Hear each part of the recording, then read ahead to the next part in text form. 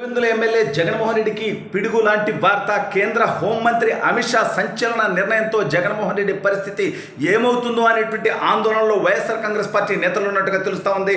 అసలు ఇంతకీ అమిత్ షా గారు తీసుకున్నటువంటి ఆ సంచలన నిర్ణయం ఏంటి? జగన్మోహన్ రెడ్డి ఇప్పుడు లండన్ నుంచి హుటాహుట్టిన తిరిగి వస్తాడా ఏంటా కథ అనేది ఈ వీడియోలో వివరించబోయే ముందుగా ఇప్పటి వరకు మన ఛానల్ సబ్స్క్రైబ్ చేయని వాళ్ళు ఖచ్చితంగా సబ్స్క్రైబ్ చేయండి. ఇక విషయానికి వస్తే జగన్మోహన్ రెడ్డి అనేటువంటి 420 దాదాపు 32 కేసులకు పైగా అతని మీద ఉన్నాయి. అందులో 11 సిబిఐ, 7 ఈడీ కేసులు. అందులో దాదాపు 10 సంవత్సరాలకు పైగా బెయిల్ మీదే బయట తిరుగుతూ కనీసం విచారణకు కోర్టుకు కూడా హాజరు కాకుండా వాయిదాల మీద వాయిదాలు వేసుకుంటున్నటువంటి దౌర్భాగ్యమైనటువంటి వ్యక్తి. గత 5 సంవత్సరాలు నేను ముఖ్యమంత్రిగా ఉన్నా, నేను బటన్ నొక్కే పని ఉంది, నేను కోర్టుకు రావాలంటే 60 లక్షల రూపాయలు ప్రజాధనం ఖర్చు అవుతుంది కాబట్టి నేను కోర్టుకు రాలేను అని తప్పించుకున్నాడు. ఇప్పుడు ప్రతిపక్ష నేత హోదా కూడా కాదు, ఈ పనికి మనోడికి పని ఏం లేదు, వీడు కేవలం ఎమ్మెల్యే. సరే, ఎమ్మెల్యేగా ఉన్న పులివెందుల్లో బిజీగా ఉన్నాడని కాస్త ఏదన్నా ఆలోచిద్దామా అంటే ఈ దౌర్భాగ్యుడు కనీసం అసెంబ్లీకి కూడా రావటం మానేశాడు. ఈ నేపథ్యంలో ఖాళీగా బేవర్స్గా ఉన్నటువంటి జగన్మోహన్ రెడ్డిని కనీసం న్యాయ వ్యవస్థ కూడా ఎందుకో నాకు తెలియదు కానీ విచారణకు రమ్మని, వ్యక్తిగతంగా హాజరు కమ్మని మాత్రం చెప్పట్ల. సరే, ఇటీవల ఈ దౌర్భాగ్యం, ఇప్పుడు నేను ఫారిన్కి పోవాలంటే నా పాస్పోర్ట్ నా దగ్గరే ఉంటుంది, వీసా వేసుకుంటా, ఏ కంట్రీకైనా వెళ్ళిపోతా ఫ్లైట్ టికెట్ కొనుక్కొని. కానీ జగన్ అనేటువంటి 420 ఈ దేశ ప్రజల సంపదను దోచుకున్నాడు కాబట్టి, ఈ రాష్ట్ర సంపదను దోచుకున్నాడు కాబట్టి దాని మీద దాదాపు 16 నెలలు జైల్లో చెప్పకూడదని కండిషనల్ బెయిల్ మీద బయటకు వచ్చాడు కాబట్టి విదేశాలకు పోవాలంటే జగన్మోహన్ రెడ్డి కోర్టు అనుమతి కావాలి. అతని పాస్పోర్ట్ కూడా కోర్టు దగ్గరే ఉంటుంది. సరే, ఆడేదో పిటిషన్ వేసుకున్నాడు, నానా తిప్పలు పడ్డాడు. మొత్తానికి కుమార్తె గ్రాడ్యుయేషన్ కార్యక్రమం అంటూ పోయాడు, లండన్ పోయాడు. సరే, అక్కడికి పోయి ట్రీట్మెంట్ తీసుకుంటున్నాడా, ఎక్కడ దోచుకున్న డబ్బులను అక్కడ సెటప్ చేసుకుంటున్నాడా, ఇవన్నీ పక్కన పెడితే కేంద్ర హోంమంత్రి అమిత్ షా గారు ఆంధ్రప్రదేశ్ పర్యటనకు రావడం జరిగింది. ఇందులో భాగంగా నిన్న చంద్రబాబు నాయుడు గారు ఇంటికి వెళ్ళిన అమిత్ షా గారు లోకేష్ గారిని కొన్ని జగన్మోహన్ రెడ్డికి సంబంధించినటువంటి కొన్ని ప్రశ్నలు లోకేష్ గారిని అడిగి తెలుసుకోవడం జరిగింది. ఏంటంటే జగన్ అనేటువంటి 420 దోచుకున్న సంపద చాలా ఉందని మా దృష్టికి కూడా వచ్చింది. సరే, వీళ్ళ వల్లే అతను బయట తిరుగుతున్నాడు అనేటువంటి టాక్ ఉన్నప్పటికీ అమిత్ షా గారు లోకేష్ గారిని మొత్తం జగన్మోహన్ రెడ్డికి ఎన్ని ప్యాలెస్లు ఉన్నాయి అని అడగడంతో జగన్మోహన్ రెడ్డికి ఉన్నటువంటి భారీ ప్యాలెస్లు, అంటే చిన్న ప్యాలెస్లు ఇంకా చాలా ఉన్నాయి, బట్ భారీ ప్యాలెస్లు 4 ఉన్నాయి. బెంగళూరులో ఒకటి, అదేవిధంగా తాడేపల్లిలో ఒకటి, హైదరాబాద్లో ఒకటి, ఇడుపులపాయలో ఒకటి, 4 ప్యాలెస్లు ఉన్నాయంటే ఎన్ని ఎకరాల్లో ఉంటాయి ఆ ప్యాలెస్లు, ఎంత సైజులో ఉంటాయంటే బెంగళూరు ప్యాలెస్ 30 ఎకరాలు, హైదరాబాదు తాడేపల్లి దాదాపు 5-6 ఎకరాల్లో ప్యాలెస్లు, విడుపులపాయలో 100 ఎకరాల్లో ప్యాలెస్.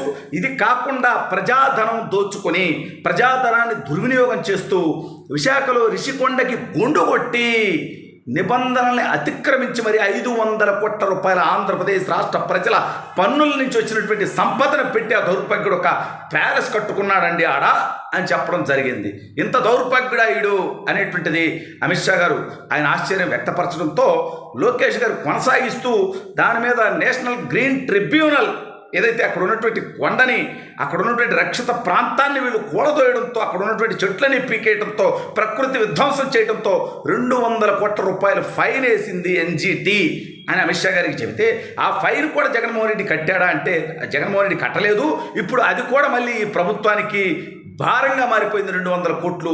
అంటే ఎప్పటికైనా ఎన్జిటికి కట్టాల్సినటువంటి ఫైను కట్టి తీరాల్సిందే.